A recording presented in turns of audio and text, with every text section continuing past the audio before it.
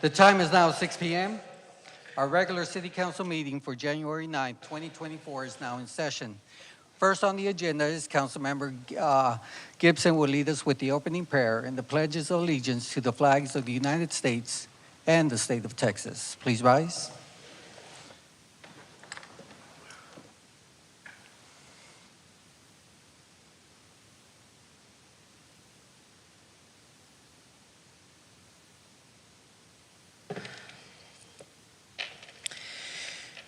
Gracious and eternal God, we come before you today with grateful hearts, seeking your wisdom and guidance.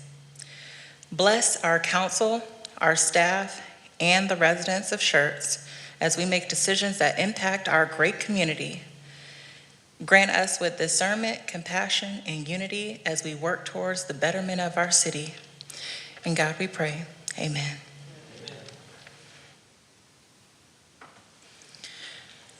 I pledge allegiance to the flag of the United States of America and to the republic for which it stands, one nation, under God, indivisible, with liberty and justice for all.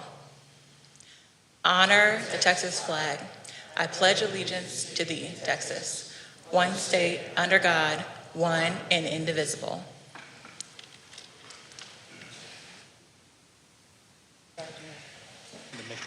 Thank you, Councilmember Gibson. All right, we'll continue with our employee recognitions. We'll move on to parks first. We can have parks.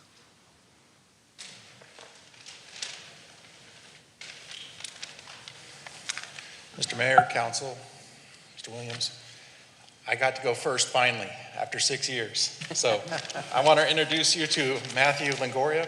He's one of our newest parks maintenance technicians. Matthew moved here to Schertz, the only invest city in Texas, from Harlingen, Texas, which is in the south. I had to actually look it up. He attended Harlingen High School. The mascot for Harlingen High School were the Cardinals. I wanted to mention that. He played football and a little bit of baseball. He's been married for 10 years. He enjoys fishing and spending time with his family. He also volunteers with the Humane Society and has rescued 2 dogs recently. He had an interesting job before he started here. He worked on wind turbines. So what's good for us is he's not scared of heights. So if you ever get a chance, ask him to see some pictures on top of those wind turbines. So.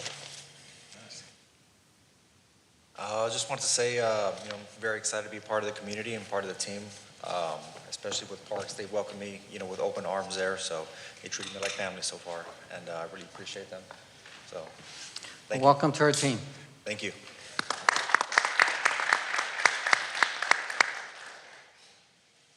Next, we have EMS.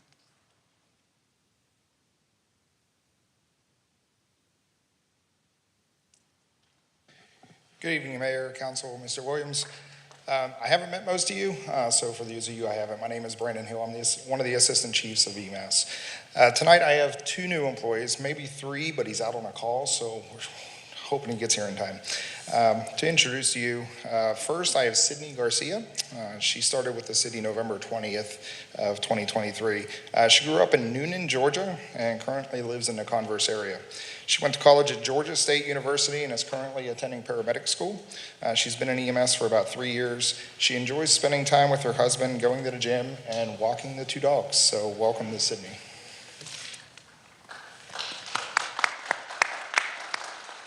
Hi, it's nice to meet everybody. I'm really excited to be working here. Well, welcome to our team. Next up for you, I have Rene Carrasco II. He also started in November. Grew up in the Del Rio region and relocated to San Antonio. He wanted to just pursue his dream here and kind of start over for himself. So here he is.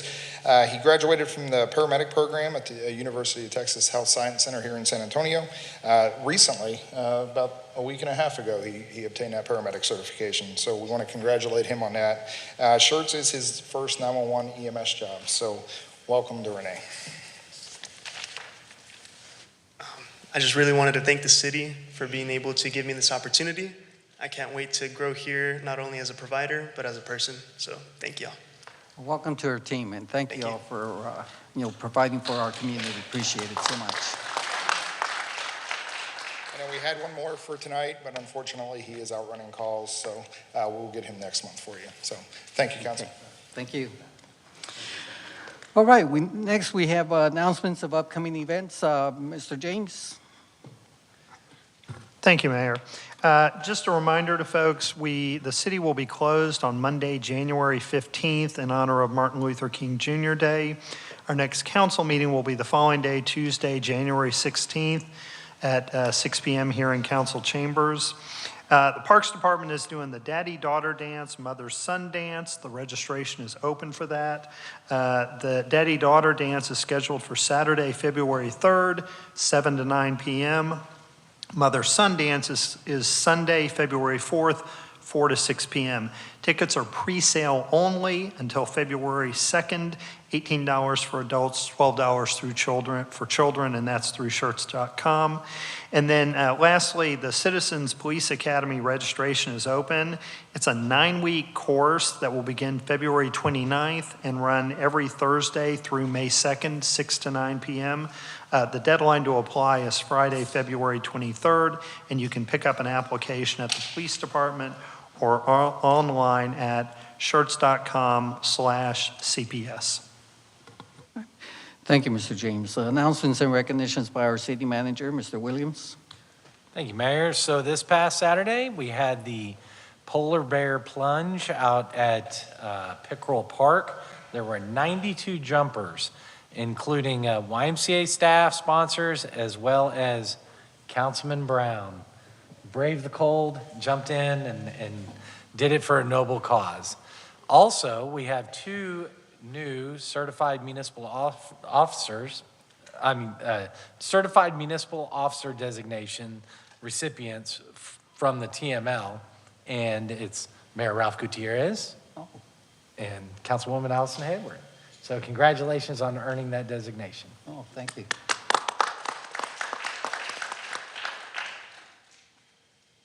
And that's all I have, Mayor. Thank All you. right.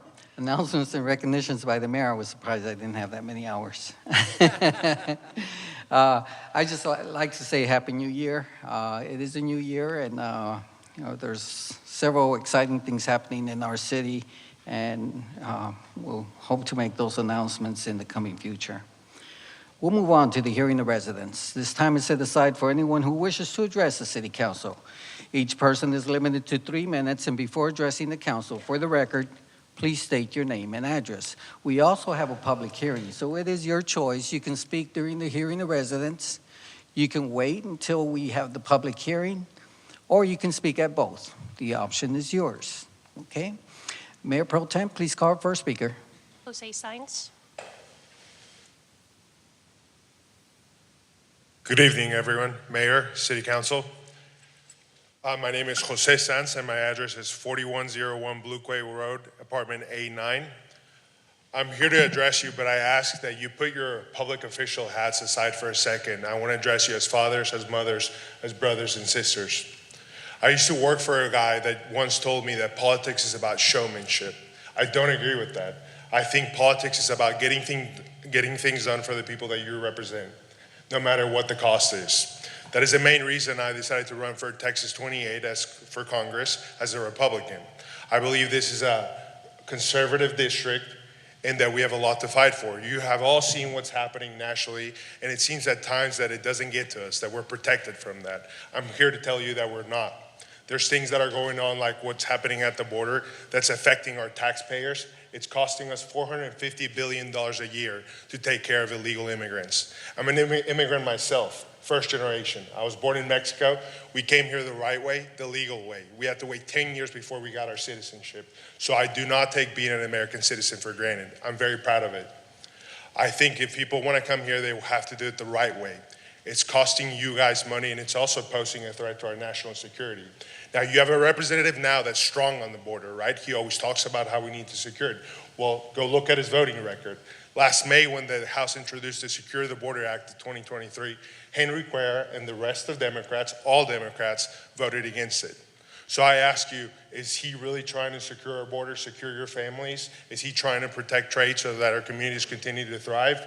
Now, there's deeper things than that. I want to talk to you about family values. I'm from Texas. I understand that Texas was built on strong family values.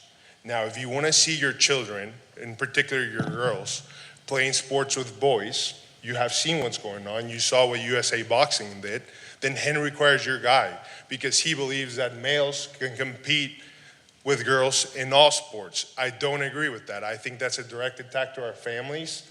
And if that's the direction you want to see this district go in, then you don't have to do a thing. But if you are like me and you think that's wrong, then I believe we have to do something about it. When I get elected, I want to focus on three things. I want to secure the border. I want to stop illegal immigration, not all immigration.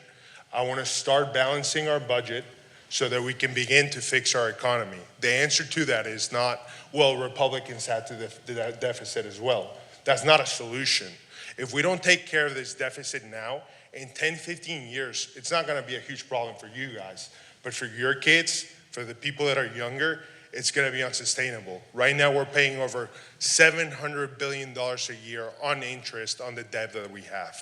And most of these politicians in Washington don't even understand the problem. So it's something that I want you to notice, and I want to make sure that you pick someone that's willing to work to fix that issue. And the third thing is, I want to protect the Constitution of the United States. I do believe that's what made this country great. I know my time is up. Thank you for your time. God bless you, and hopefully you can consider me for your support. Dana Eldridge.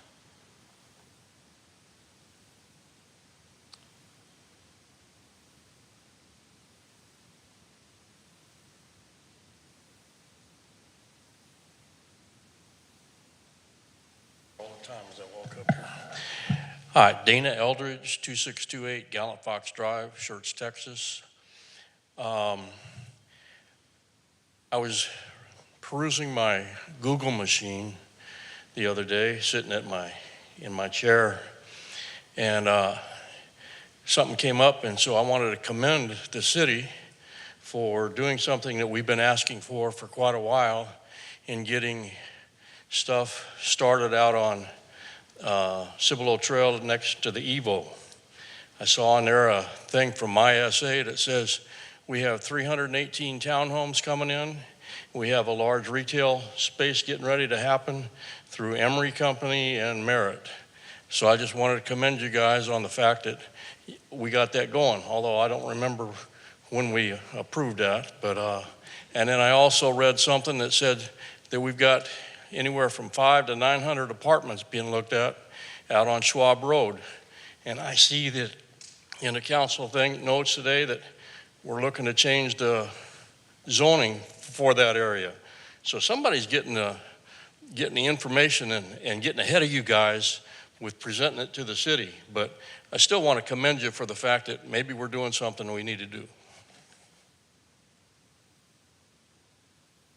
Rick Ayos.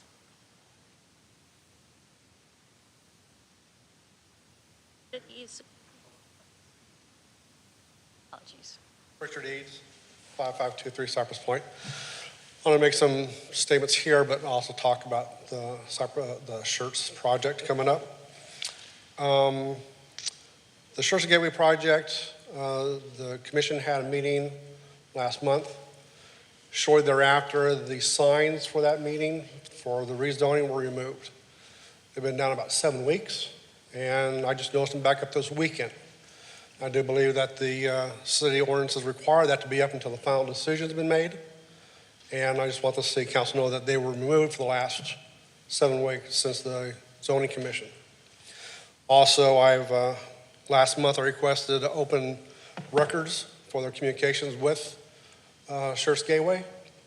Last week I was notified it was sent to the Texas Attorney General's office to avoid having to release those documents. So I was always asking for communications, emails between the developers and the city.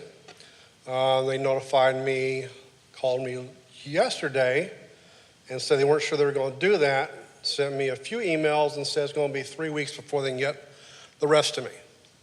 So any other communications about this project, I won't know until after this meeting is over with now. So we'll pass that on to you. Before you call your next speaker, when individuals request, open records request, as Mr. Eads did, if you are not specific enough, it can take quite a bit of time. The more specific you are on your request, the faster it is that we can get that information to you. But you have to remember, all the information that is provided has to be routed through our attorney to make sure that the information we're releasing can be released, because there can be some proprietary information in there regarding the developer, and we have to preserve those rights also. So I would recommend that if you ever request open records requests, don't ask for all. Be more specific. Try to put more timelines on there so that we can get that information to you. We're not trying to withhold information. It's just the volume of information that's being requested that can take the time. All right, please call our next speaker. Daniel Jameson.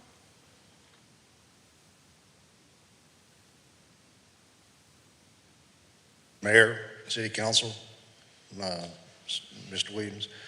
I've already talked to Ryan James. My name is Daniel Jameson, 1048 Richmond Drive, here in Schertz, long-term resident. The issue that I have is we've been asked to take down our American flags in front of our house. Most of y'all have served in the military. That's a wrong idea. Abandoned vehicles. There's numerous of abandoned vehicles throughout the city. They either got to be removed, fixed, or sold. Somehow they need to be addressed. I've already talked to Brian about looking at those issues. So I know there's a city ordinance on abandoned vehicles. Let's make something happen. You know, if we got to get Chief Lowry and his team involved to get these vehicles removed or something, let's get it done. Somehow, let's clean up our city with abandoned vehicles and things that make our community look trashy. I've been raised in this city, and I don't recall this city being this dirty in over 50 plus years. So let's make it happen somehow. Thank you.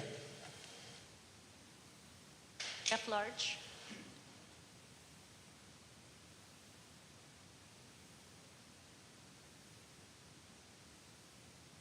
Good evening.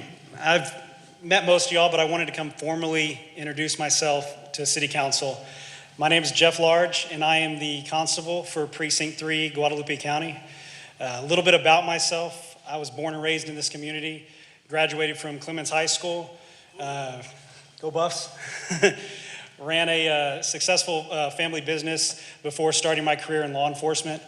I have a degree from Texas State University in criminal justice, and I started my career with the Precinct 3 Constable's Office in 2020. Earlier last year, Constable Skabarsik announced that he would be retiring and to be up to Guadalupe County Commissioner's Court to appoint a replacement. I applied for the position and was ultimately unanimously supported and voted in by Commissioner's Court, and I took office June of 2023, June of last year. Since taking office, I've led our office with integrity and a strong desire to serve and give back to our community. I take pride in the great working relationship we have with Schertz PD and surrounding agencies, and for the great work that our office and our deputies do every day. I am up for election in March, and I hope to continue to serve this community in this capacity. Just thank you very much for your time, and if you have any questions, please don't hesitate to reach out to our office or myself. Thank you all. That is all for the evening. Thank you. All right. We'll move on to consent agenda items. They are considered self-explanatory, and information packets are provided to council and available for public viewing. These items require no separate discussion unless requested by council. Item number 1, minutes. Item number 2, appointment, reappointment for boards, commissions, and committees. Item number 3, resolution number 24R02. Item number 4, ordinance number 23S32. Item number 5, ordinance number 23S33. Item number 6, resolution number 24R03. Item number 7, ordinance number 23G30. Council, do any of these need to be removed for separate action? Is there a motion to approve consent agenda items 1 through 7? So moved. Do I have a second? Second. Have a motion made by Councilmember Hayward and second by Mayor Pro Tem Watson. Council, any discussion? You can please cast your vote.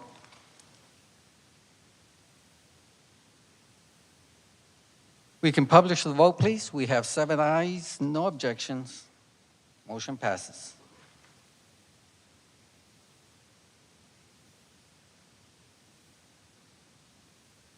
See if we can publish the vote, please.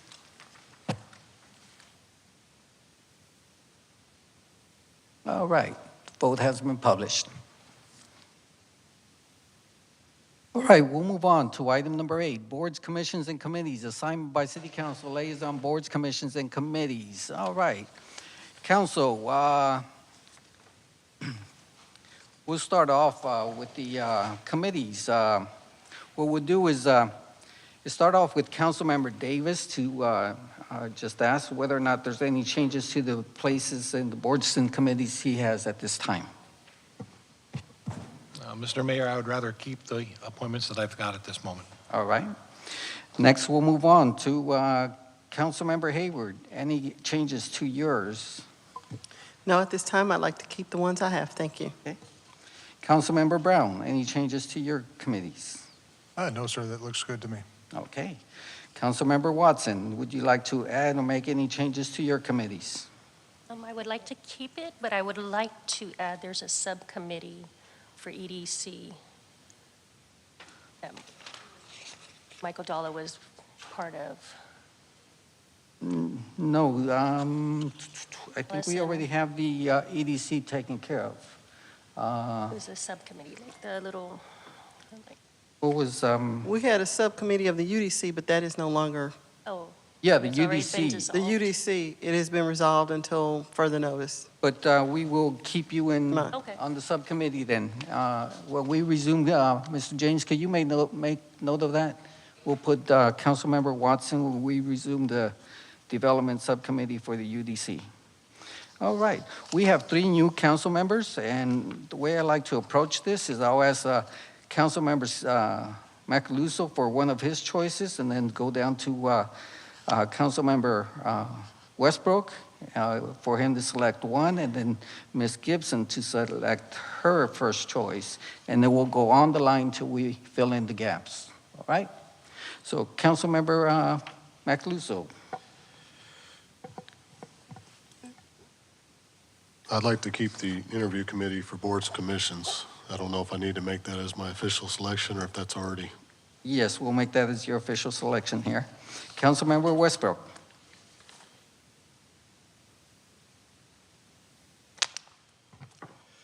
Historical preservation. Councilmember Gibson.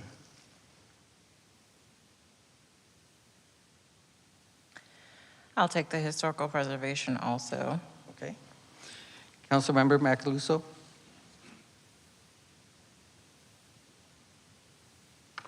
Hal Baldwin Scholarship Committee. Scholarship, okay. Councilmember Westbrook.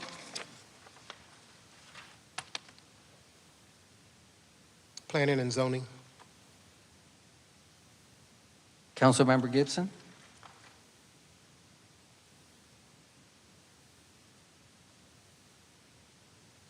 I would also like the Hal Baldwin Scholarship Committee.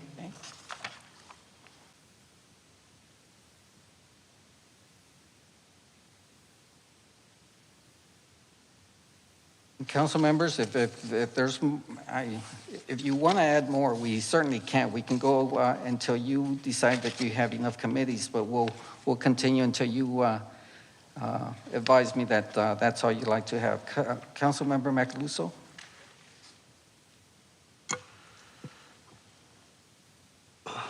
Animal Advisory Commission, alternate. Which one was that? The Animal Advisory? Okay. Councilmember Westbrook? Schertz, Seguin, local government, is that the alternate? Yes. As the alternate? SLGC? Okay. Councilmember Gibson? Do we have enough folks for the interview committee, boards and commissions? Do they need any alternates? For which one? We For need the- actual members, Mayor. Okay, I would love to take on the interview committee, please. The interview committee? Interview committee. Okay, I'm sorry. Okay. Councilmember Macaluso?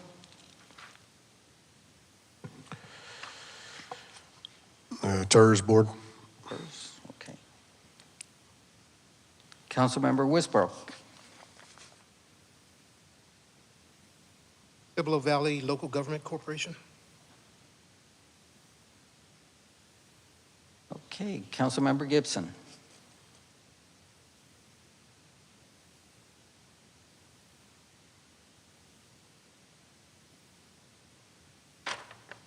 Do we still hold the investment committee, the Investment? capital, It's, capital improvement, or? the investment committee is still available. I would like that also. Okay. That'll conclude my, my boards and commissions list, Okay. please. Thank you. Councilmember Macaluso? I believe that's all that's left. Okay. Councilmember Westbrook? I'm done, thank you. All right. I think we filled in their gaps there. Thank you, gentlemen, for, Mayor, yes. do we have a TERS left, or just, We have one TERS. If Councilmember Macaluso is on the TERS board.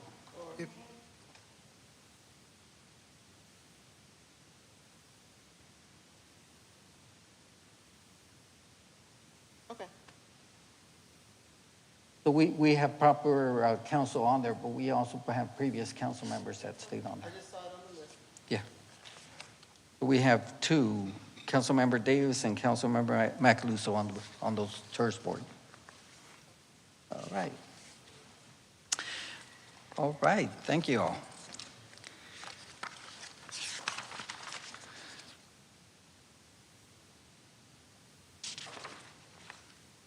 All right, next we have our public hearing, ordinance number 23S35. Conduct a public hearing and consider. Mr. Mayor. Yes. Yes.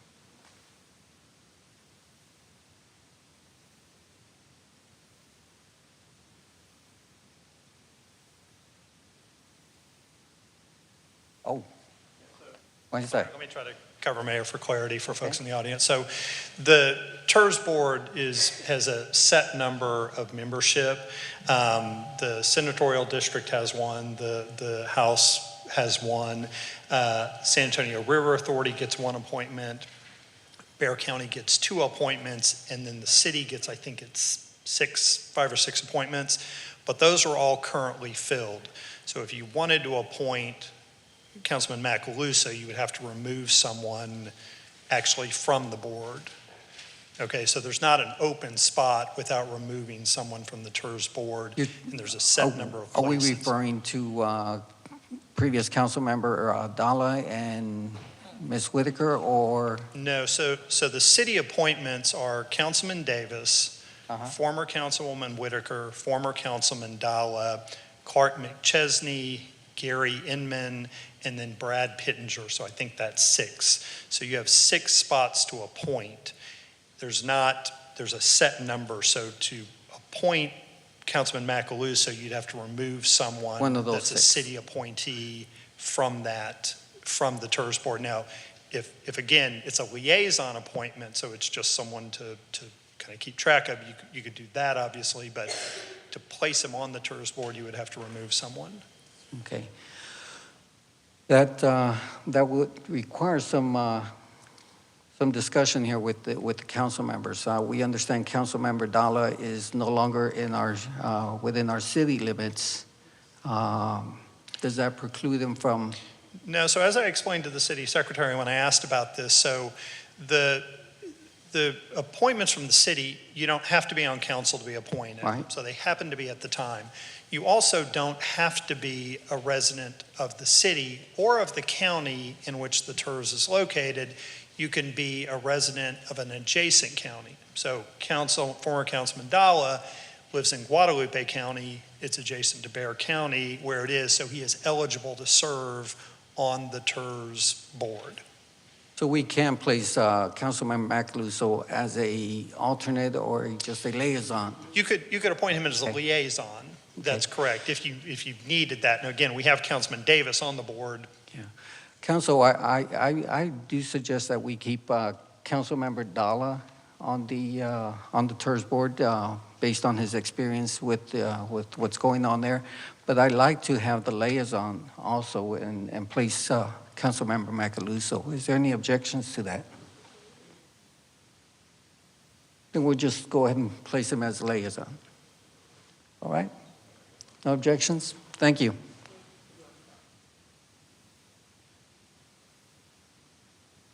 All right, so we'll move on then to our public hearing, ordinance number 23S35. Conduct a public hearing and consider a request to rezone approximately 65 acres of land from General Business District, GB, to Planned Development District, PDD, known as Guadalupe County Parcel ID 75458, Guadalupe County, and Parcel ID, Guadalupe County Parcel ID 6064005, located southeast of IH-35 in Schwab Road intersection, City of Schertz, Comal County, and Guadalupe County, Texas, and this is our first reading. Mr. Haas, floor is yours. Thank you, Mayor, Council, Mr. Williams. Ordinance 23S35, Schertz Gateway Plan Development District, Samuel Haas, Senior Planner. To get our bearings here, the property is outlined in green. To the north is I-35. This subdivision to the east is Cypress Point. It is approximately 65 acres of land. It's currently undeveloped, and the entire tract is zoned general business. So on November 3rd, 2023, 29 public hearing notices were mailed. The responses that we received were 2 in favor, 58 opposed, and 2 signs were posted on the property, one on I-35 and one for Basie. On December 30th, 2023, a public hearing notice was published in the San Antonio Express. The red line that you see is the 200-foot notification buffer. And here's a visualization of the opposition to the zone request. So far it is at 65%. And then I highlight that just to bring up Texas Local Government Code 211.006.d, and I'll just read this off to you.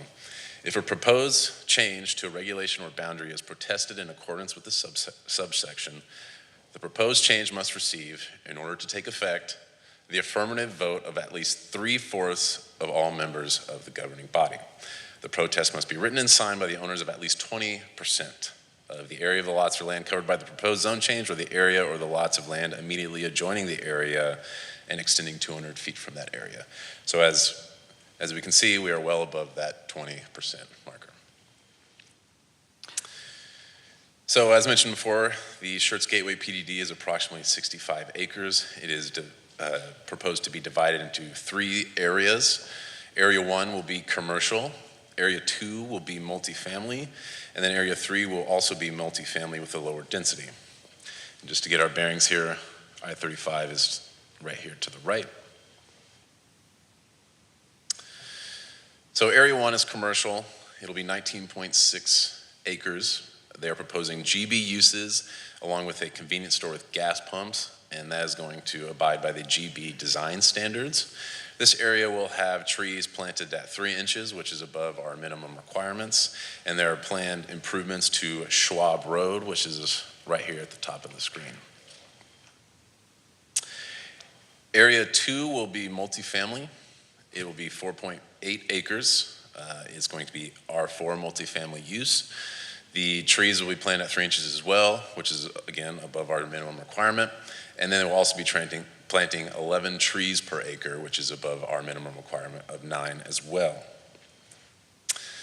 Here are the dimensional requirements of the proposed PDD in Area 2.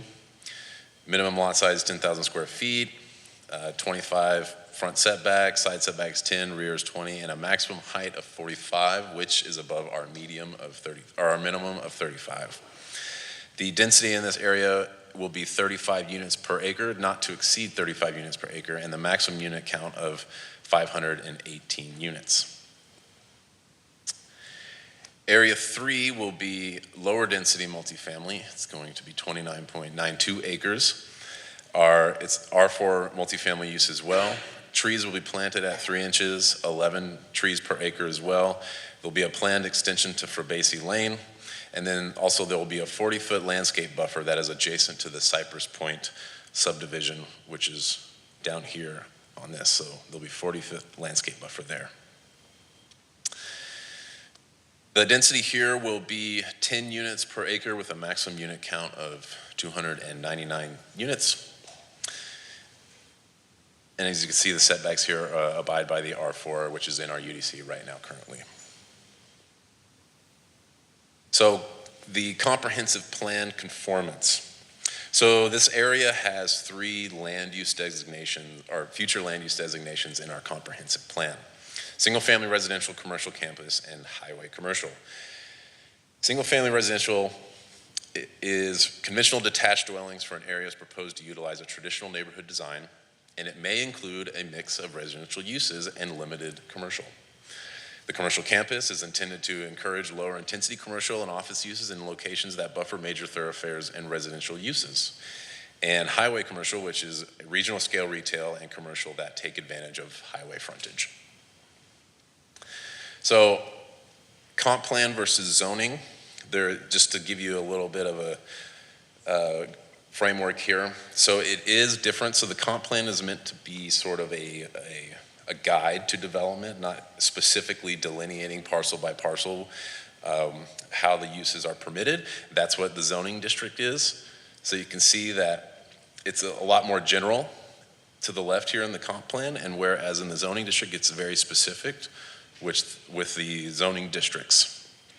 And I highlight this because even in the Cypress Point subdivision, you see just a little bit of single-family residential that is technically in the commercial campus, but it's not meant to be a specific, this needs to go here in the comp plan. It's more of a general just guide. So when staff is analyzing a PDD development, we use section 21510F. This is the criteria for approval in our UDC, and I'm going to go through these one by one with you. So, whether the proposed PDD implements the policies of the adopted comprehensive land plan, including the land use classification of the property on the future land use map. As I just went through with you, staff analyzes this and says, yes, Area 1 is primarily located within highway commercial and commercial campus. Area 2 and 3 do have multifamily, which is consistent with, in the comp plan language, a mixture of residential uses. And some excerpts from the comp plan here, some stated goals that we have. We want to achieve an efficient, diverse, and balanced pattern of land uses within the city and the ETJ. Housing should be developed to meet all needs of the community in terms of affordability, availability, adequacy, and accessibility. Providing an appropriate mix of different land use types in suitable location, densities, patterns consistent with the goals and objectives established with the plan. In that way, staff says that this PDD is consistent with the comprehensive land plan. Number 2, whether the proposed PDD promotes the health, safety, and general welfare of the city and the safe, orderly, and efficient and healthy development of the city. Yes, the proposed commercial area in Area 1 is more appropriate adjacent to the IH-35. Also, multifamily provides a better transition from that right-of-way and the commercial than single-family detached lots. So it's a better transitional use than with the multifamily.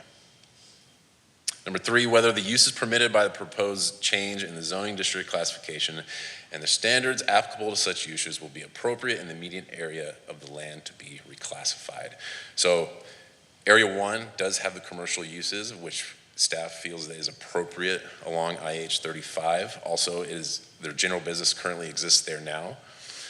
Multifamily development is appropriate adjacent to the commercial as that transitional use, to the point I made in the previous slide there.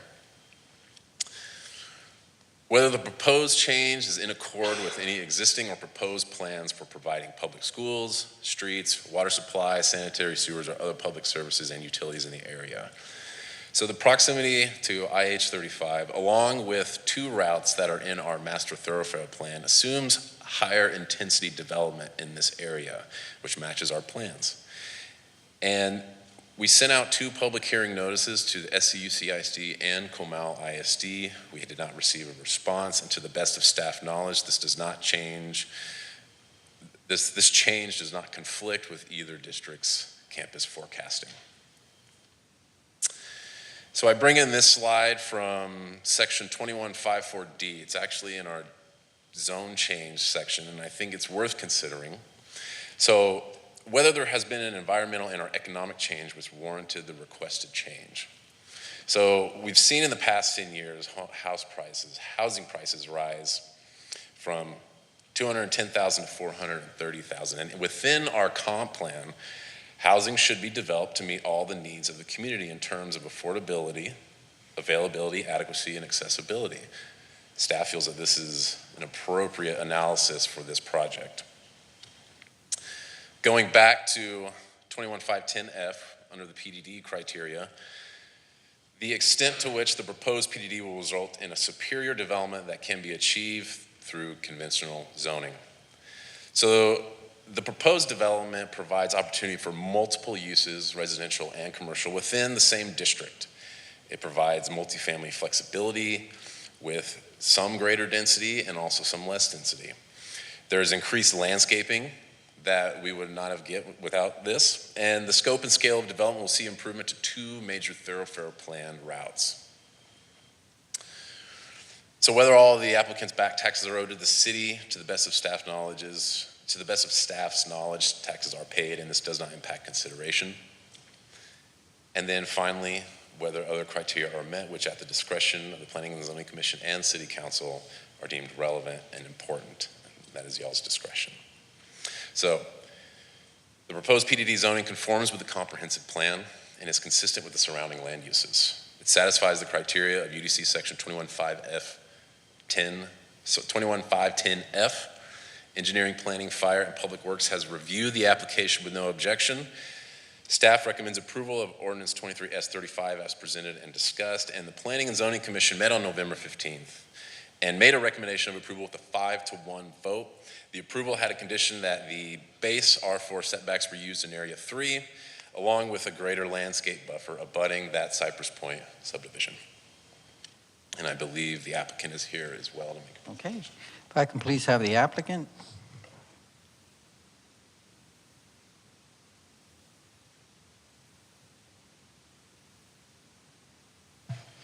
Hi, good evening, Council. I'm Ashley Fairmont with Killen, Griffin, and Fairmont. Nice to see you all. I'm here tonight on behalf of the applicant, Osatio Developers. They're here as well if there's any specific questions for them. We do have a brief presentation, and then I'm happy to answer any questions that you may have. Let me see if I can, sorry. There we go. So as Sam mentioned, there's about 65 acres here with frontage on Schwab, and then obviously I-35. Those will be the 2 main access points into this development. The idea here is to create a mixed-use, cohesive project, and that's why we're asking for zoning on the entirety of the property. As Sam mentioned, the property is already zoned GB, so we could leave a portion of it out. But the idea is that this project has residential developments, different types of residential products that use the retail services, can walk to the retail services, and provide a good base of customers for that as well, including people coming on 35, as well as neighboring subdivisions. So the residential needs the commercial needs the residential. They'll share public infrastructure, they'll share access points.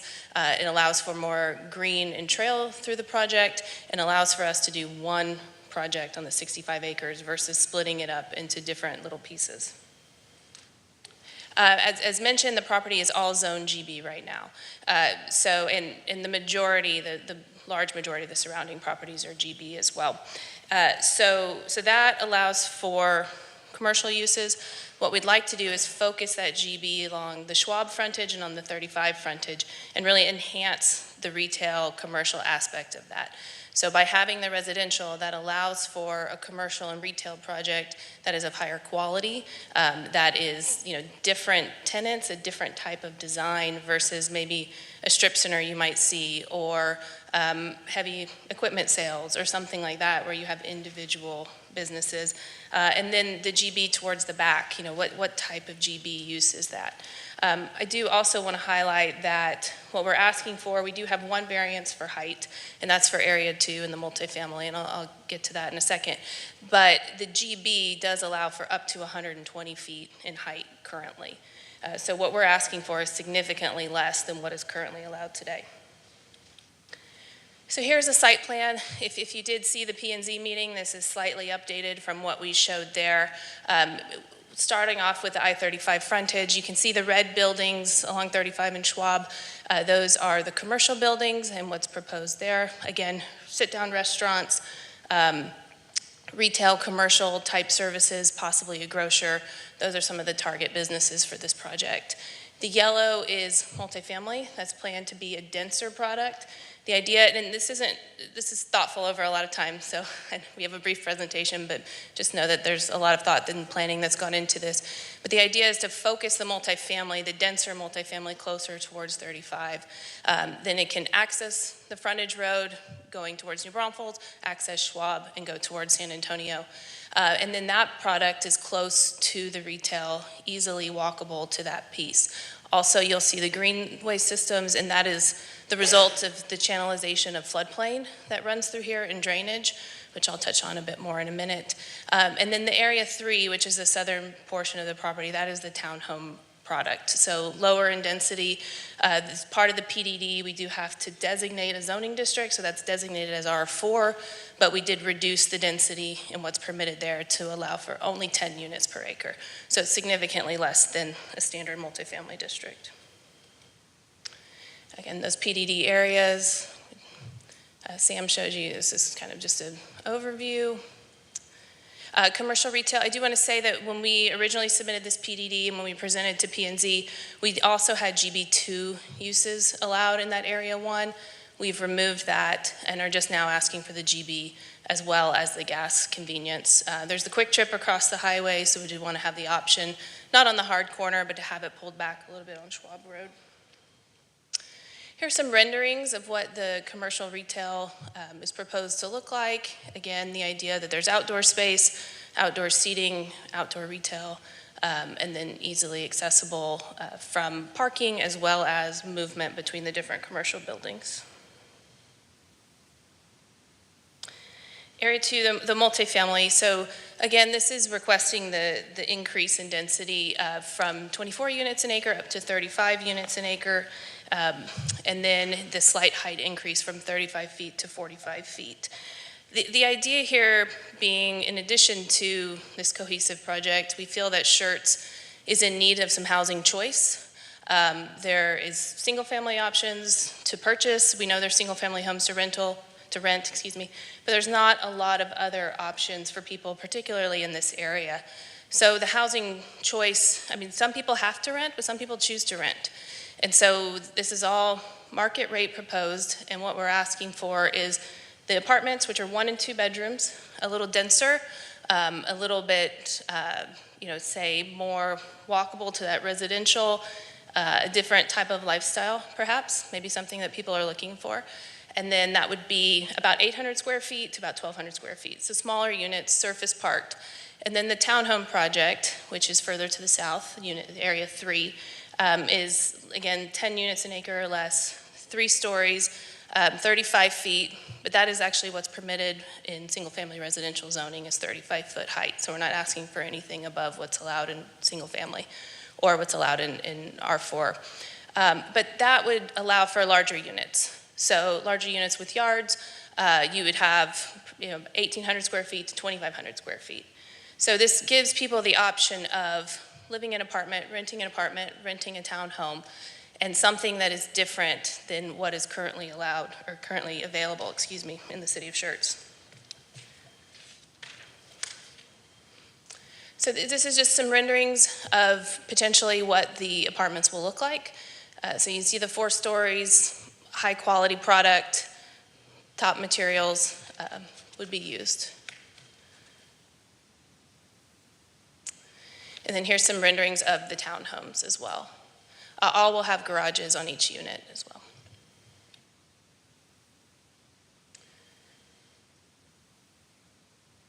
And Sam included this in his presentation, but as part of the PDD, we wanted to ensure that the landscaping and tree planting in this project would go above and beyond what code requires. So that's why we have more mature trees being planted throughout the project when it's developed, as well as more trees per acre. And then to talk about public improvements infrastructure. So as many of you know, all of you know, development builds infrastructure. And so the idea of this project is to add quite a bit of new public improvements to the city. So we have, as you can see on here, the east-west connector. This is the extension of Frobesi. This is the city's master thoroughfare plan. So that connection will be constructed.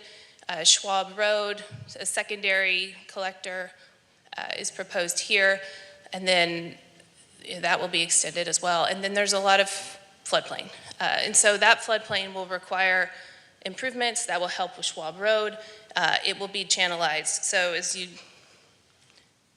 see in the site plan here, what's been done there is the drainage flows from the neighbors, the single family, through the adjacent property towards the corner of Schwab and 35.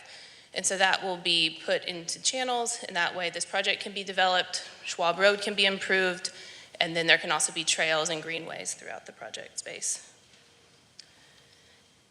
Those are the roadway improvements. Sewer connection, that will have to be made under 35, so those improvements will come along. We heard a lot at P&Z concerns from Cypress Point about water pressure. So this project will build their own connection into the water line, and this is further along, but as we go through engineering, if that water line is required to be looped and there's things that can be worked on with the city, this has an opportunity to actually improve that water pressure through the looping of the water lines. So I did want to point that out. And then also the trails. So this is just the city's trail system. So we've talked a little bit about that and how that will extend through the project. And then just to quickly update you all on some changes that have been made since P&Z. I mentioned we removed the GB2 uses, so that's not going to be requested anymore. We originally had a parking variance request for Area 2 for the multifamily. We've removed that as well, so that will meet code in terms of parking. We had asked for some increased setbacks in the townhome area, or decreased setbacks. We removed that request at P&Z, and so those will meet code. And then there was also concern about the proximity of the townhomes to the existing single family. And so that, as Sam mentioned, that has been increased from 20 feet to 40 feet of landscape buffer. So that will remain open. I do also want to discuss, we did hear also at P&Z concerns from, there's 2 large adjacent landowners, and I think they're here and probably speak to you this evening, but concerns about trespassing. Obviously that's illegal, and we don't want anyone to trespass on anybody else's property. But as part of the leases for the residential communities, we'll include in their provisions regarding trespassing, making sure everyone in their lease signs and acknowledges that somebody else owns the property next door, and that is illegal, and you and your visitors, guests, and anyone else who might live there cannot trespass on adjacent properties. And also, as part of the discussion at P&Z too, was about the fencing and what will happen next to adjacent single family. And so that is required by code to be an 8-foot wall next to adjacent single family. But what we've been talking about internally and are willing to do is also extend fencing or other type of screening adjacent to the large lot owners as well, to provide that additional protection and privacy from the future residents of this project. So with that, I know it's a lot of information, and this is your first time possibly seeing this project. So we're happy to answer any questions, anything we can't answer. We're happy to take the time and get back to you all with answers, updates, and other things that may be applicable to the project. Thank you. Thank you. Thank you. All right. This item is on the agenda as an open public hearing. If there's anyone in attendance who would like to discuss this issue in reference to this subject with the council, you are limited to 3 minutes, and we ask before addressing the council to provide your name and address. Right. Microphone's open.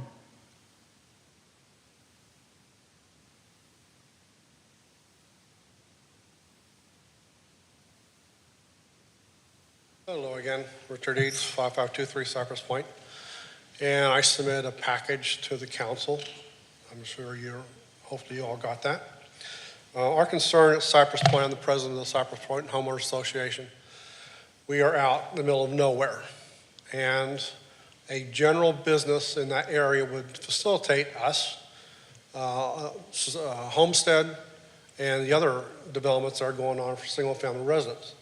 I've been to your comp meetings that are coming up, and they want to build higher density down on Eckhart. This would also increase some place where they could stop in rather than going to New Braunfels all the time, because that's what they would do. Eckhart, make a right, go to New Braunfels. I see a lot of changes to this plan, but I still see that a single-family residence that I've researched on these projects, 1 bedroom, 1 bath, about 600 square feet, we're going for about $1,400. That's equivalent to a $500,000 home. The 2-bedroom, 1 bath is $2,600, equivalent to a $1 million home over 30 years. So to think that this is going to be any lower of a price is just not there. And also our prices are affected by New Braunfels, which are next to us, and Cibolo. So that price thing I think is kind of out there. Our major concern too is that 1 car per apartment for a 1 bedroom, you have a family. That's 2. You're gonna have 2 cars. That's Texas. There's nothing else out there. And so you're gonna need over a mile of roadway for street parking. I don't see anything in that. And on this aspect, you can see where when traffic backs up on Schwab, they're gonna cut through Cypress Point. And part of apartments is that it doesn't affect residential neighborhoods. And the last thing I want to address is, I have it in my packet. It says single-family residential. You're going to spend over $250,000 on this new comp plan. And when you tile something, single-family residence, and make the wording so you can put everything in it, why pay all that money and just say we're going to put whatever we want, where we want? Because that's what all of your single-family residents do, is have that same wording, mixed residential use. It's not residential mixed use that you have zoned for. This is yellow. It says single-family. Everything in that paragraph should refer to a single-family residence or a mother-in-law suite that goes adjacent to it. To throw in apartments on everything that says single-family, I think is deceptive. Thank you.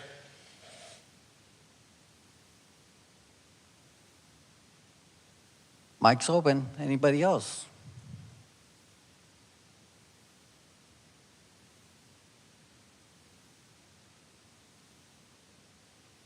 Good evening, Council, Mayor, Mr. Williams. It's a little different being on this side of the dais now. As a former council member, I fully appreciate the dilemma of having to cast a difficult vote. And a supermajority requirement makes that choice a little bit harder. Every time you cast a vote on the dais, somebody's going to win and somebody's going to lose. And that's a fact of life. It becomes more challenging if it appears that you're voting against the residents that are all expressing the not in my backyard attitude. And you hear things like, well, hey, that'd be great to have, just not here. Well, if we're not going to have it here, where are we going to have it? Along 35 is a great place to have this type of development. And instead, you vote for the progress and growth of our city. Well, progress in this high-growth region is inevitable. It provides many benefits to the entire city. And that's how you should be voting, based on what's best for the entire city. You have an obligation as an elected official to listen to everyone, but that doesn't mean you have an obligation to vote in support of them to the detriment of the rest of the city. It's a really hard choice sometimes, and it can be really agonizing. Coming from a ranching background and living on acreage property, My personal choice would be that we don't allow any housing on anything less than 5 acres. That's just the way I grew up, and I think that's ideal for me and my family. But those views are not in the best interests of the city of Schertz, and I had to set aside those personal opinions when I was on the dais, and I would hope that you can set aside your own personal biases as well. This proposed development is exactly the type of project that we would want to have in our city, a large, cohesive, master plan, mixed-use community. This would be the first of its kind in this city. Staff supports the rezoning, planning and zoning, also recognizing the benefit, voted 5-1 in favor of this proposal. The developer has a good history with the city and has made a number of concessions to surrounding property owners in every attempt possible to mitigate potential impacts. So tonight I would ask you to vote in the best interest of the city and vote for the rezoning. Thank you.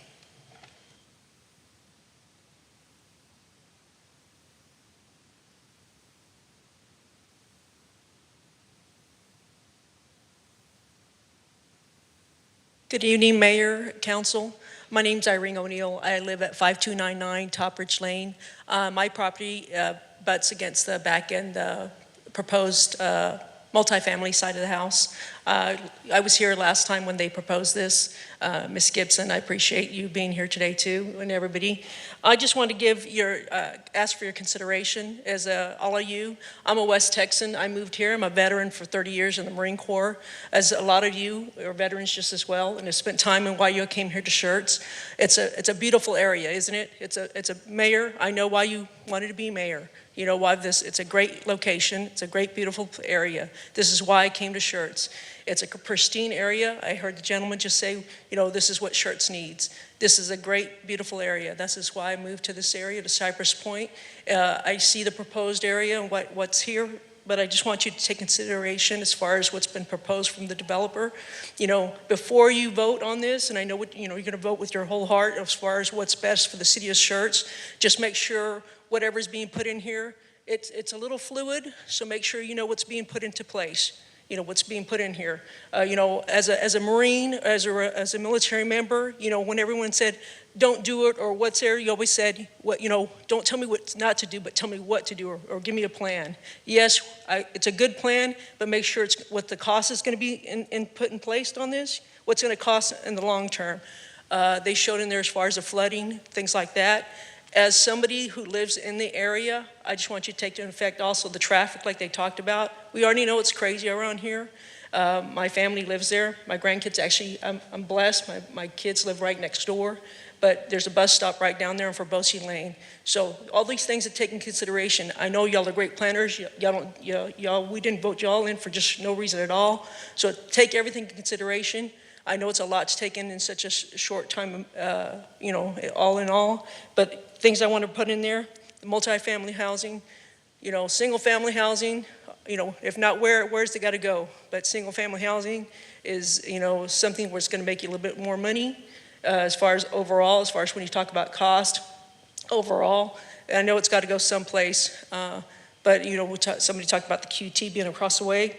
I just want you to review your plans, look at the cost, have some answers overall, but overall I just want to make sure you're just, taking consideration of everybody. I understand what the gentleman said. Y'all have a big job to have, but, I appreciate what you do overall, but taking consideration what we have to do just as well. We're living here. I'm going to be living behind whatever's going to be there eventually. I know my pristine oasis, my zen is not going to be there forever. I knew that when we bought there 6 years ago. That beautiful zen spot that I have there, that farmland's going to be gone. I understand that. It'll be taken into consideration regardless of what y'all put there. I appreciate your time.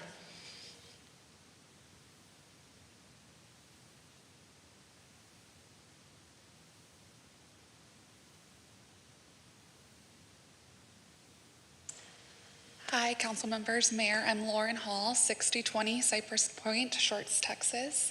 I am the vice president of the Cypress Point HOA here with Rick. I just want to come up here and state that I strongly oppose the rezoning proposal for the Schertz Gateway from general business district to planned development district. I personally believe it should stay zoned general business district. I spoke at P&Z along with over an hour of other residents, all opposing with the exception of one. I think if the developer wants to do something different than general business district here, it should be done in different zoning sections, not under the PDD. I listened to a previous council member discussion with planning and zoning, and I understand that PDD has some more flexible terms that built developer will have the ability to move between. I found it interesting and surprising that there's been a significant amount of thought that has gone into this, yet the plan has changed even a month ago from what it was a month ago, drastically from these renderings that I've seen. I also didn't hear anything about the gas pumps at the Planning and Zoning Committee. So I just think that's very interesting, and I think the zoning should be segmented if it does need to change, not under that PDD. I do want to call out that as we're looking at the city growing, and we talk about the megaplex that's coming, we do have to start considering that Schertz isn't on its own little island. We have New Braunfels next to us. We have other things. There is an apartment complex 1 mile down the road. If you look at this zoned out, it's not in the Schertz district, but there is apartment options in the area for people to select. I also believe that the primary focus should be on representing the desires of the community, and that's where I implore you to reject this rezoning, as in my opinion, contrary to the city statements, that this does contradict with the city plan. I think that the single family zoning is a little deceptive, how it says the multi-use section at the end. I don't quite understand that personally, but I also believe it disregards the opinion of the people who responded. 96%, as you heard, of those residents who responded were opposed to this. They sent out 27 notices, and yet you received 58 oppositions. And I want that to speak to you as well. I really do appreciate your thoughtful consideration of these issues, as I believe it's pivotal that the city council aligns and represents the desire of the community, and I think the large majority right now, although we do have some residents here supporting, which I appreciate everyone's perspective, the large majority, based on the responses, was against this. Thank you.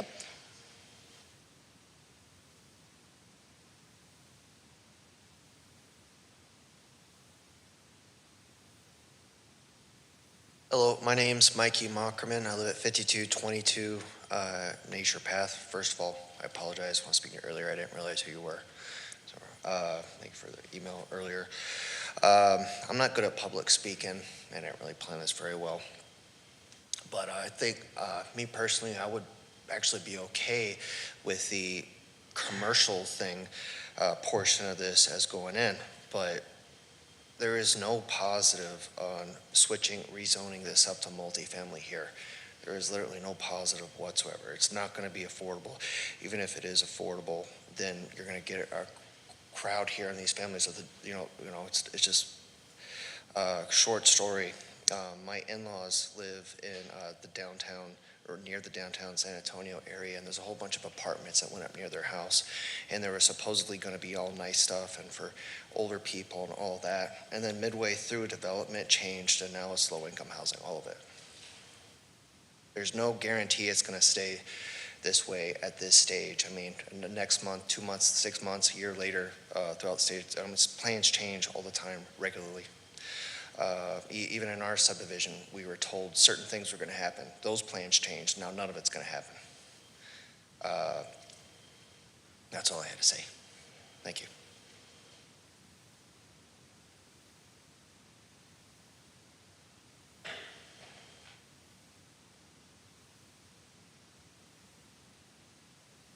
Mayor, Hi. Councilman. My name is Barbara Wright. I own the property with my children adjoining this development to the New Braunfels side. I am fourth generation. My children are fifth generation to own this family property. It's a working farm. We have cattle. And I know my way of life is going out the window. I know that the development is coming. But I cannot see y'all changing your master plan to put this in versus the single-family dwellings. I deal with the single-family dwellings on the other side of my property. I have not had a lot of problems. There's accountability there. If I have a problem, I have somebody I can go talk to. With this, nobody's going to take responsibility, and they can put all the stuff they want to in the contracts. It doesn't mean a thing when I have a kid drowned in my stock tank, because there's no accountability to keep people out. They're going to do what they're going to do, and I understand that. So if this goes in, I will be forced to sell. I don't want to, but it will happen. As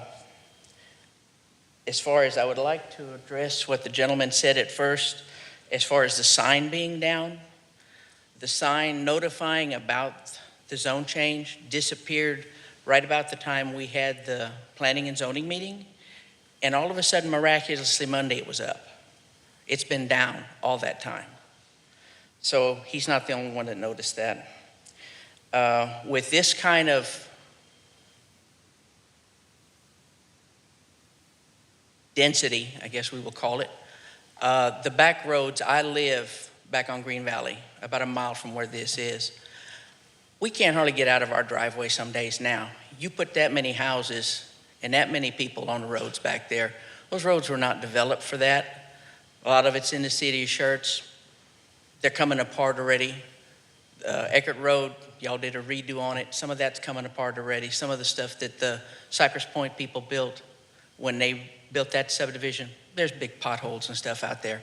Y'all can't keep up with the infrastructure that's there now, and then you're going to put, 700 plus more cars and people. You double that because there's probably, like he said, no one that's got one car in a family. And there's nothing out here, even if you have these few little shops. I don't have any, the business part is fine. That's what's going to be up there. I don't have a problem with that. But there's nothing for people to do close. You've got to come all the way into almost 3009 to find entertainment if you want to put it. There's no shopping malls. There's nothing out here for people to do. I don't think it's a good use of the property, and I think we need to stick to what it was designed to be and what y'all had in your master plan, that it's single-family dwellings. I appreciate y'all's time and consideration. Thank y'all. Is there anyone else who'd like to address the council? Going once?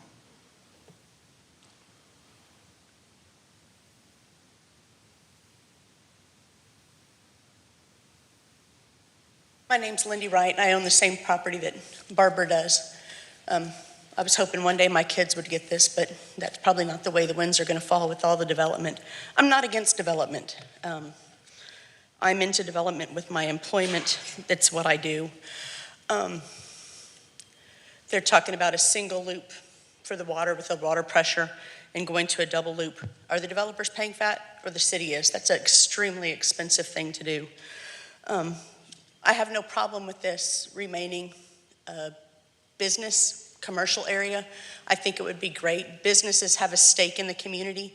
If they're not thriving, if their area is not kept nice, if they're not keeping up with their stuff, their businesses don't thrive. They go away. The apartment complexes, if they're built, if a renter's not happy and they let it get all torn apart, they tear up places next door. They're just going to move and go to the next place. There's no accountability. There's no accountability for the graffiti they'll put on the property or trespassing, and no contract is going to keep someone from being a dirt bag, for a lack of better terms here. I think that it should remain the front, the general business. I think that's great, and the back needs to stay single-family dwellings like it is. When we went to planning and zoning, they really didn't want to hear anything anyone had to say, and kept telling the people that they shouldn't have bought here if they knew development was coming, and that they knew that this was a possibility. When my family bought this property, I don't think there were any apartment complexes in the state of Texas. So that kind of irritated me that they weren't listening to us, that we've been here. We've had this property since the mid-1800s. So it wasn't that we bought it and now we're upset about development. We've had it. The city of Schertz has promised us things since they annexed us that they've never delivered. A fire station out where we are for faster, all kinds of services that we don't have any city services there except for trash service. That's it. The police, yeah, they do respond, but depending on the traffic on 35, and it is absolutely no fault of theirs when there's accidents and they can't respond. But 30 to 40 minutes for an active trespasser on your property is absolutely unacceptable. Be that what it is, if it's going to get worse with this type of a development that you have. It's not going to get any better. Traffic, trespassers, response, just the whole area, Like my mom said, over in Cypress Point, when there's an issue or things happen, we can go and talk to someone that owns a home or is renting that home or that is in there, and it's that person. We know that's them. We can talk to them. Hey, this is our problem. Your dogs were over here, chasing our cows. Can you pin them up? Can you keep them off our property? Have a good conversation. They get a contact number. We've got a contact number, and we go on. And with what y'all are what they're proposing, it's not going to work. And then the connector on Frobazy, the east to west connector, that's not even their property they're proposing putting that street through. It belongs to the other farm out there. I don't see him selling the property so a street can be built. Anyway, thank you.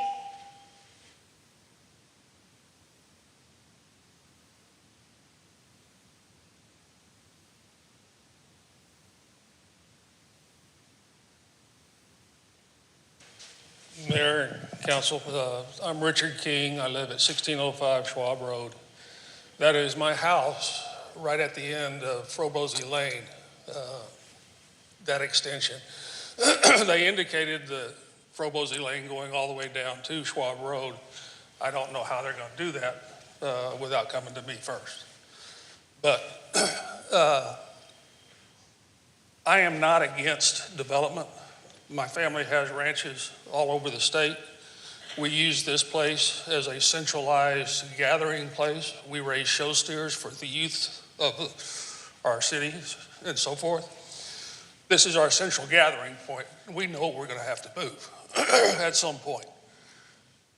My problem right now is I have 2 tanks that will be within 120 feet of the development. The liability that is going to be placed on me if somebody goes into those tanks, drowns, gets run over by a bull, whatever, that's what concerns me more than anything else. And I would ask that you, as Lauren indicated, do the 3 separate zoning situations rather than one PDD. I appreciate you taking time to listen to me, and I hope for your vote. Thank you.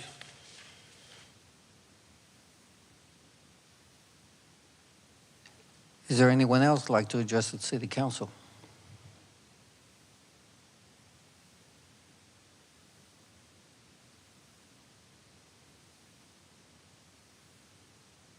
I'm Grover Wright. I live on 7260 Green Valley Road.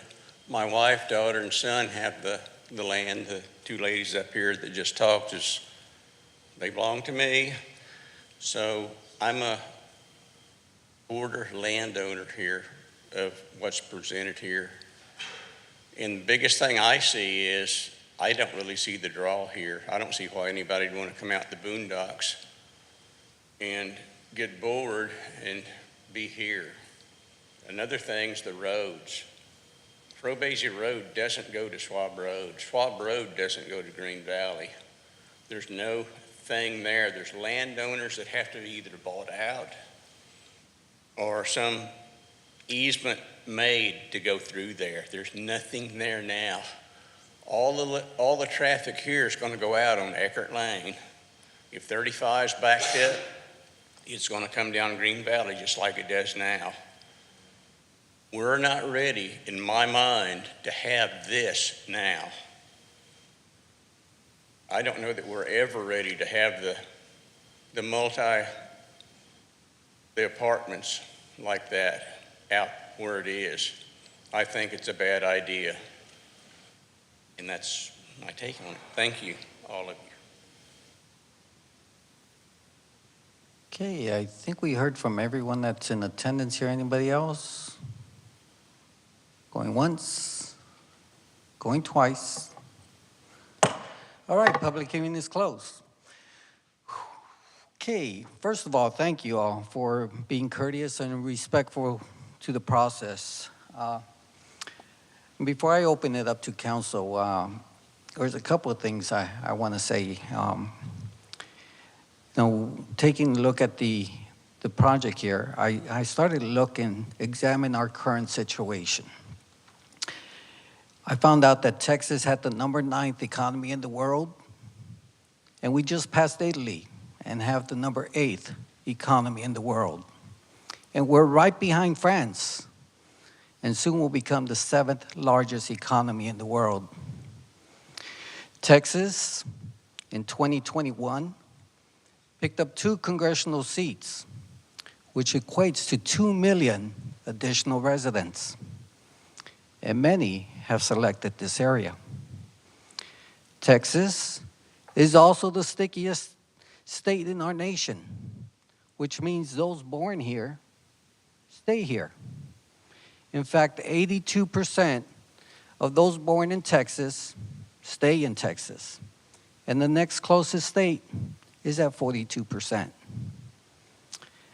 Among the military community, it is known that the Schertz area is a highly ideal recommended place that is recommended to the soldiers at PCS down here. And the corridor between San Antonio and Austin is the largest, fastest growing in our nation. And our city is right in the middle of it. I arrived here in 1991. Schertz had a population of 8,000. Cibolo had just a little over 2,000. Between the two cities, we had 10,000 residents. Both cities grew, and both continue to grow. Now, between the two cities, there's 90,000 residents. And many of you here are part of that growth. We have all contributed to the traffic congestion. We have all contributed to the school issues. We are all part of the density concerns that are being brought up. Growth upsets the normal routine. Growth creates new challenges. Growth changes the character of your neighborhood. Growth creates apprehension, and growth creates fear. Growth is a contentious issue, and today's Planned Development District, the PDD, has created the same atmosphere. But we must look beyond this. With the growth that we have experienced, the school district has adapted and has grown. Businesses like H-E-B, Walmart, Evo, Whataburgers, Chick-fil-A, Taco Palenque, and other existing businesses like Abel's and Garcia's are part of our community. We can't control the traffic on IH-35, but we can reap the rewards when they stop and they shop and eat at our establishments.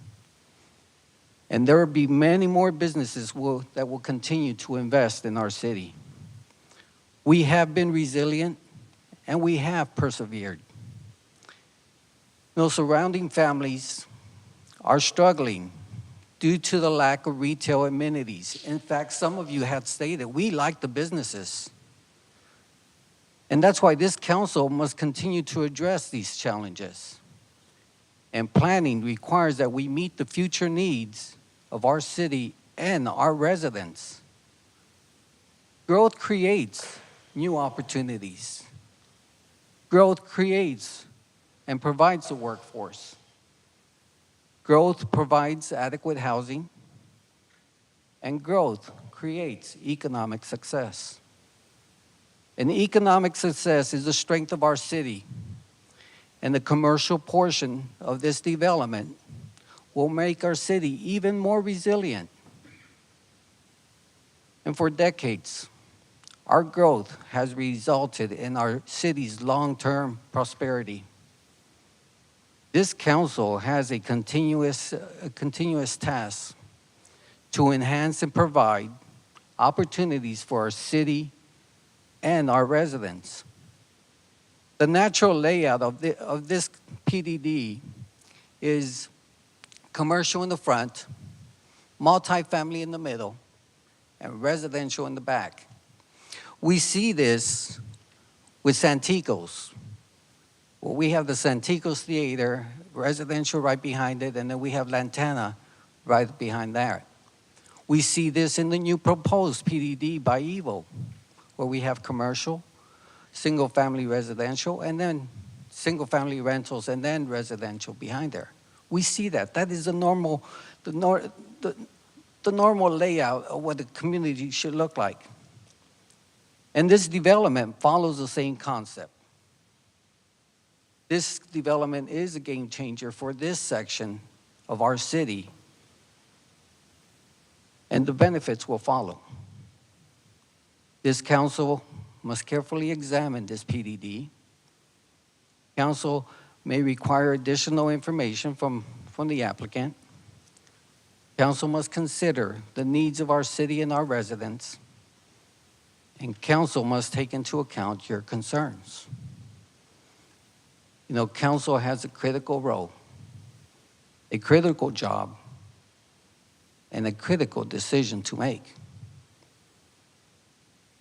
And I sincerely hope that this development is going to be a positive in our community. With that, I'll open it up to council for discussion or questions.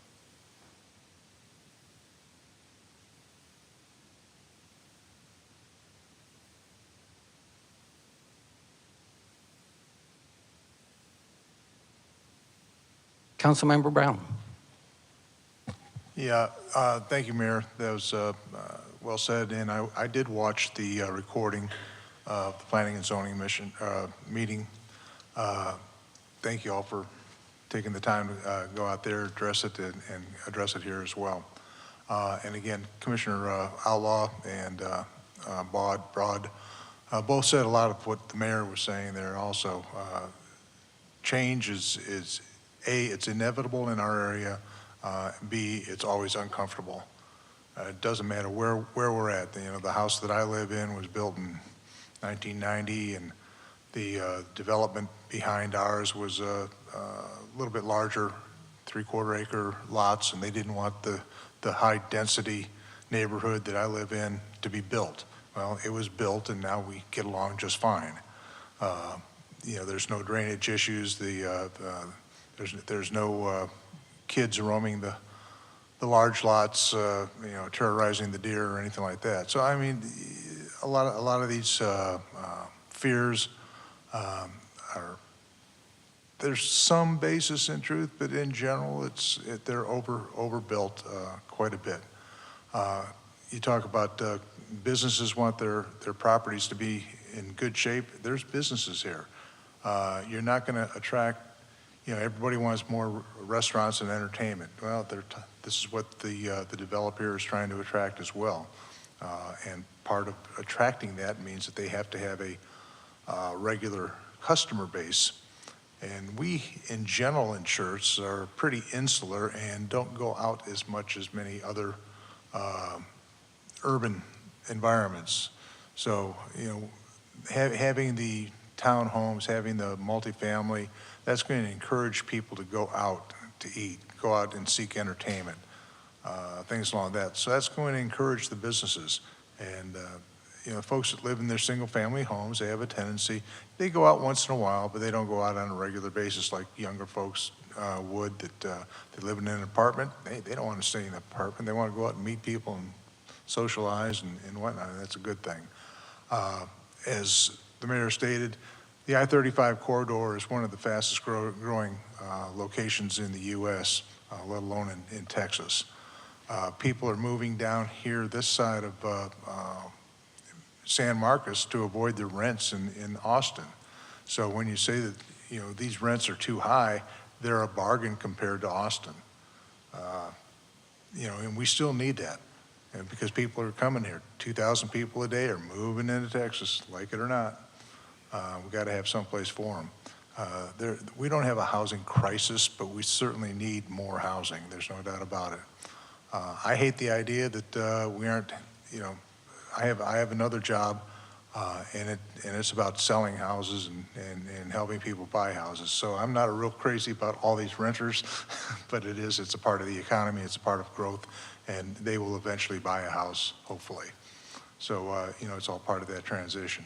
I know when I was young, I had to rent an apartment. We shared a mobile home, all kinds of things. That was all part of growing up and building up your family and your net worth in life.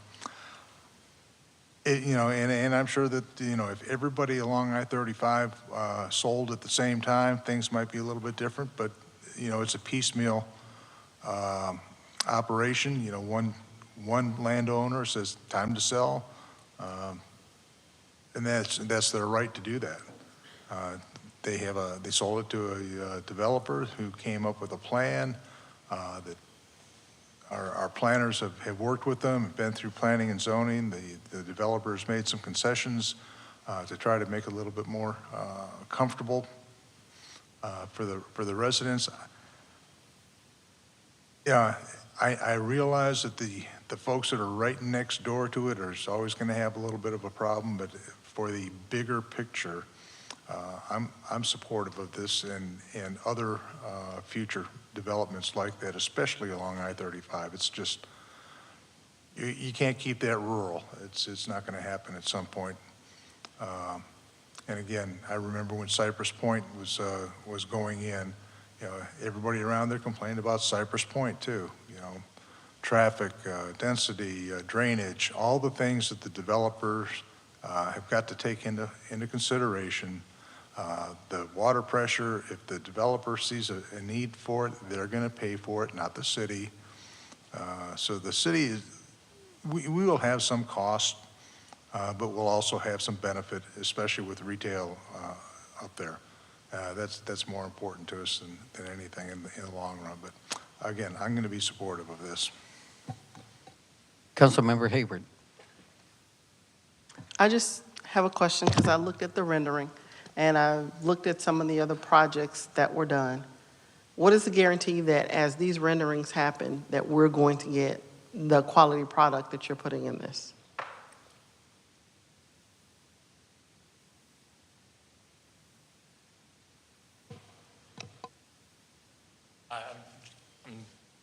Mayor, City Council, I'm Josh Pollock. I know some of you, I don't know all of you yet. I hope to, in time, because we want to continue to be a citizen of this community. My partner Nick and I are from San Antonio, and we're based in San Antonio, so we view this as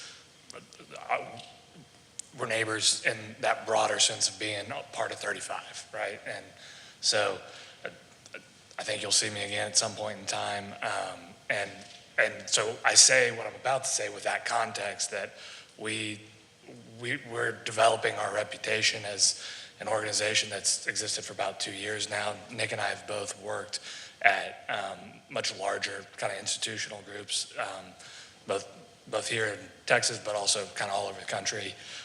For all the reasons, Mayor, that you talked about, we chose this to be the area that we focused our work, this in South Texas. And to answer your question directly, Councilmember Hayward, I think we've spoken to some of the materials within the PDD that we guarantee that we will use. To attract the quality of the tenant that we think we're able to get here, which is a higher brand of sit-down restaurant, hopefully a strong grocer, that kind of person. They want an attractive environment for their businesses to operate in. It's incumbent on us to both plan and build that, and that's why we're comfortable committing to those material choices, to committing to a higher level of landscape planting. Those are the things that when you're walking around and someone's thought about that on the front end up ahead of time, it feels different to you as a visitor or as a resident or as a business operating there. Ashley might have a better answer from a legal perspective to what we're doing there, but that's. Weigh in if that's okay. Councilwoman, so we, and Brian or Dan can weigh in on this too, but legally there are restrictions in terms of material requirements, as you know. But we do have renderings, and I think, Brian, I don't know if you want to weigh in, but I think there may be an opportunity to say in the PDD that the development will be like these renderings or something like that, to where it's in the PDD, we can't do the materials, but gives you some comfort. Just 1 minute before you step down. Yeah, your title? Co-founder. I just wanted to make sure. We're a small company, relatively. What capacity? We do a lot of big work, but we work with a lot of great civil engineers, a lot of architecture firms, a lot of law firms. to kind of outsource that. So Thank you, sir. thank you. Council, any other questions? I have a question before council weighs in. On the rendering we currently have up here, is it up there? Yes, it is. You know, most of the discussion when we talk about multifamily, and I can see it here, is those two yellow big buildings down there. That's quite a distance from the current residential that's there. And we're looking at townhomes that are almost against the actual residential there. And that is, that's lower density. And so I want to make that clear to the council, is that the apartments is a farther distance where the townhomes are the only ones, and we're looking at a few townhomes that butt against the residential. Yeah, that was the intent with the planning, was to keep the higher density closer to the highway, further away from the single-family residences, and really cluster that in a more dense area, and then have the townhomes further to the south, closer to the single-family. There was some discussion about separating out zoning districts, but if we did that, for the townhomes, we have one zoning district option, and that's an R4, which has a density cap of 24 units an acre. So there's no guarantee there that someone wouldn't come in and build more than 10 units an acre. With the PDD and through that tool, we're able to limit the density on that southern piece to only 10 units an acre. Thank you. Okay, council. Councilmember Westbrook. So I sort of heard like some complaints. There was traffic. I don't think everybody agrees traffic is just a lot. I'm not sure there's anything we can do about that one. Infrastructure, I think y'all are going to take care of part of that one, and we're going to have part of that burden. Safety and security of neighbors, I thought in the plan you said there was going to be an 8-foot fence, or? That's correct. There is a requirement that there's going to be an 8-foot masonry fence in between multifamily and residential uses. So not between the uses and the ranch? So I can address that. Yeah. So there's no code requirement between the multifamily and the farm ranch property for fencing, but that's something that we're agreeable to doing, is to have the fencing. So and I'm trying to figure out to what extent you can allay some of their fears about safety and security. So it seems like an 8-foot fence. I mean, if somebody's going to jump over an 8-foot concrete fence and go hurt themselves in a nearby pasture, there's not much you can do about that one. That's an 8-foot fence. That's sort of pre-planned intent. So I'm sort of siding with you on that one if you're going to put up an 8-foot fence in between, the multifamily and the ranch there. So if you're willing to do that one, and infrastructure, and then what is your response when it comes to, I think that gentleman said the possibility of going to low-income housing? Yeah, so we can't regulate income when it comes to housing. That's nothing that we can, as a city, regulate. We can't guarantee that. We can't require it. Yeah. I'll maybe take that from just an economic standpoint. This is going to be a market rate project. The costs associated with the infrastructure there's a lot going on into it. It's not going to be an affordable project. I think that's a larger question in a lot of different places that if the concern is that this becomes I know that the concerns I've heard from people that spoke at the community was that it would be a sort of a lower quality person, or individual. I don't think that is a concern for rental housing generally. I think all types of people live in rental housing. I live in rental housing, and I try to treat my neighbors well. So it's market rate because it has to be from an economic standpoint, and I think so it's not subsidized. Okay, that's sort of what I was getting at. Yeah. So that addresses some of the questions, addresses some of the concerns that the neighbors had from Cypress, point. So thank you very much. I appreciate it. Councilmember Macaluso. Thank you, Mayor. First, I want to thank the citizens for coming in. I know at times it can be difficult to get up here and speak in front of people and express your point of view. I think from what I gather, I think most of the developments that are going to be proposed are probably not going to be what you're looking for or hoping for. And there's going to be disappointment either way, but I think without some of your comments, some of the concessions they did make wouldn't have been in place. I do think they are trying to be understanding of the concerns in terms of increasing the buffer, some of the lower density in the backside there, which is going to be more connected to the neighborhood. But you know, there's a lot of benefits as well. When I'm out, one of the biggest things that are expressed to me are, we need more restaurants. And I think a lot of you said that you're not against that necessarily. But that is always what is expressed to me. We need more restaurants, we need more restaurants. Well, this is an opportunity for that. The Schwab Road, improving that, I think that's going to be a benefit even for many of the neighbors in Cypress Point to be able to get across 35 and go south a little bit quicker possibly. I think with the renderings that they're showing, the quality of the project to me looks very nice. I think that it's something that is not in place out here. It's going to be unique. I think that will be a benefit for the city. My only concern, and it's something that the city staff can answer, is just I like the quality that was presented, but is there an opportunity for that to change if we approve the zoning change? So I would say, to answer it bluntly, yes, there is an opportunity for that to change. But you've heard the applicant get up here and say his point of view on that. You know, this is a zoning action, so what we're saying is that are we going to essentially, the uses that they are proposing, is that what we are in agreement with? That's what we are at this stage. What additional stages are there past this?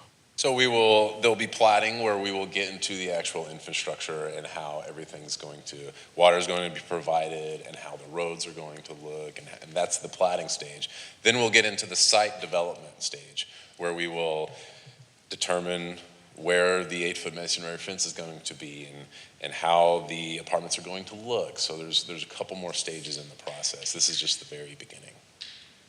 But I will say, maybe to chime in with Sam on this one, the subsequent applications are non-discretionary, and so if they meet the requirements of our codes, then they have to be approved. I think where you're going on this is we've seen a lot of nice images. We've seen a layout of the Area 3, the multifamily that looks like townhome. But as Sam said, that's not locked into the PDD with the exception of height restrictions and density. And so if this vision is what you want to ensure happens, then what you could do is you could recommend that this be included as part of the PDD, for example, and that the property generally develop in accordance with this exhibit. Now, again, it's a generally, so there's some flexibility staff has experience on where staff can say, yeah, that's close enough, it's similar, no, it's too different, it has to come back to city council. And so there are the ability to sort of lock in this vision that's been described to some degree. Now, I will say, probably the applicant would say, they haven't gotten to that point to design exactly what it's going to look like. You know, and so there's some hesitancy there, but you certainly could attach this graphic, for example, to the PDT or to the PDD and say the property would develop in accordance with this. You could, if you wanted to go further, again, if the council wanted to recommend approval, include this graphic as part of the PDD, and then before it comes back for second reading next week, have the applicant come forward with those sort of renderings that generally it would look like that and include that in the PDD as well. So you could make a motion to approve, attach this, and recommend that they add elevations and have it come back for second reading. And that way you've sort of guaranteed this is generally what it's going to look like. So if they've shown this vision, we know that's what they're going to give us going forward.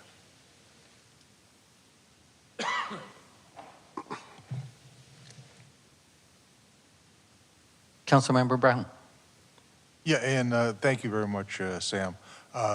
We've got to also remember that this is a zoning change. We're not here to try to select colors, but, and also in reference to what the developer and the attorney said, a couple years ago, the state legislature took away the city's ability to regulate and certain materials in construction. So we can't tell them that it has to be a certain, finish or something like that. The state has taken that away from cities because they were getting a little bit too crazy on it. So we just have to kind of trust the planning process, trust our staff to guide them in the right direction that's going to make it all successful. Councilmember Hayward. I think though, even though the state took it away, the PDD gives us more flexibility in design when it comes to things. But I do know that today is just a zoning case. Another thing to note is, as the applicant mentioned, and these are market rate apartments, and there's an expectation when someone pays market rate. So that's something also that that will be considered definitely. Councilmember Westbrook. So just to make clear, so when we're about to vote, are we going to be voting on what Brian James just mentioned, like a second reading and having elevation? Is that what we're expecting? That is based on the motion that is made by council. No, I know, but he just said there we would could. need to be a motion There made would be a to need that motion. effect to do that. Okay.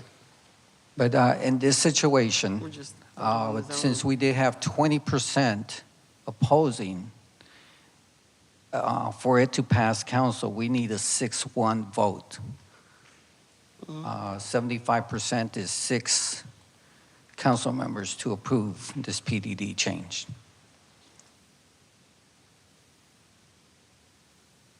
Okay. Councilmember Brown. I make a proposal that we approve ordinance 23S35. Second. We have a motion made by Councilmember Brown, second by Councilmember Watson. Is there any more comments, discussion from council? Oh, I have some, okay, Councilmember Macaluso. Are you against amending that motion to include and giving it an idea that we'd like to see something similar to what they are presenting? I'm not against it, but I just don't think that we need to do that.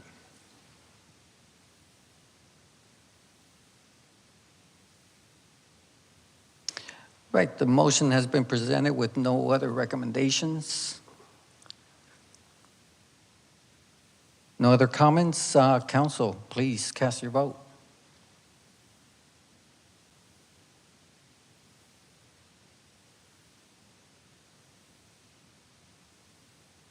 We can publish the vote, please. We have 7 ayes, no objections, motion passes.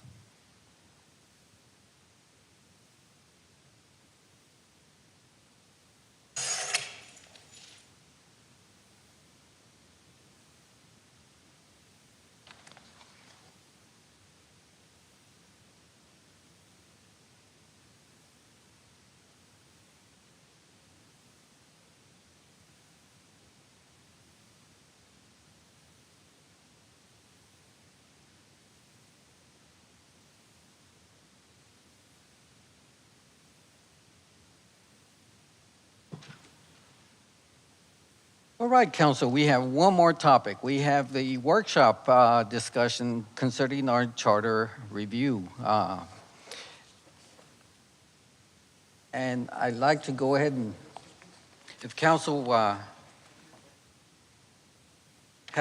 we provided a copy of the charter, and I'd like to open it up for Council to, if they had a time to review it. I'd like to do it by articles so that we don't skip around. So if there's any recommendations from council regarding Article 1 of our charter review that you want to address. Councilmember Davis. Yeah, from my perspective, Mr. Mayor, and I speak from history where it's been 9 years since we had a Charter Review Commission, and I had the pleasure of sitting as the chair of that last commission. To be honest with you, I'm not sure that the Charter Review Commission needs any input from council to review the city charter. We got more bang for our buck by being led through the charter by our city attorney back during that time frame. And I think the city attorney is a lot better versed on the changes that have occurred at the state level that may affect our city charter and providing input and advice to the Charter Review Commission. It's really not a long charter. It's a couple dozen pages. And when we sat down 9 years ago, we were able, during our time frame, to go through the entire city charter from front page to last page with our city attorney and dot all the I's and cross all the T's. And we ended up with the largest number of submissions or proposals to the residents from any Charter Review Commission held by the city of Schertz, and they were all passed by the residents. So I think, for me personally, I don't see the value of going through our city charter from our perspective, chapter by chapter. I think there's going to be more success just by the charter members or the board members looking at it and going through that with the city attorney as they meet. Very well noted. I'm in favor of that too. But Councilmember Hayward, you had a question? Okay, I think we have direction regarding the charter. We're going to make it driven by the charter review members and our attorney. So there's no other discussion necessary unless there's an objection from council, and I see none. So that was quick. Item number 10 has been taken care of. All right. Next is any possible updates or information requested from staff. Council? I hear none. Council, any possible items you'd like to place on the future agenda? Councilmember Westbrook. I think I sent an email. I don't know if it's School Board Appreciation Month. I just didn't know to what extent we could sort of recognize Schertz Cibolo Universal City Independent School District. And they need to shorten that name, by the way. But anyway. If we can get a proclamation for the school board, thank you. We'll get that addressed. Thank you for bringing that up to our attention. Thank you, sir. Okay. Any other recommendations? Okay. We'll move on. Okay. Announcements by our council members. Mayor Pro Tem Watson. Nothing at this time. Councilmember Davis. Nothing tonight, sir. Councilmember Macaluso. Nothing. Councilmember Gibson.